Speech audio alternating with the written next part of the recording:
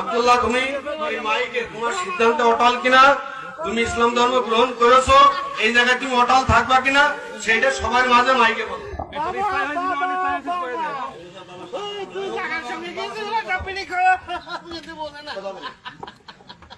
আমি নিজের ইচ্ছায় হয়েছি। তুমি স্বেচ্ছায় সরকারের তুমি যেটা এফিডেভিট করিয়েছো জজ কোর্টে, সেটা আমি পড়ে শুনলাম, ওর সাথে তুমি একমত কিনা?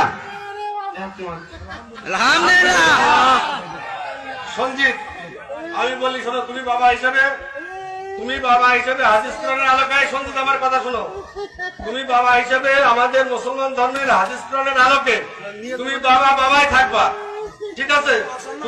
তুমি বাবার আসনে থাকবা, কিন্তু তোমার ছেলে সে কিন্তু সজ্ঞানে স্বেচ্ছায় ইসলাম ধর্ম গ্রহণ করেছে, সেই জায়গা থেকে পিছনের কোন সুযোগ বা আমাদের পিছনের কোন সুযোগ কিন্তু আমাদের ধর্ম অনুযায়ী নেই।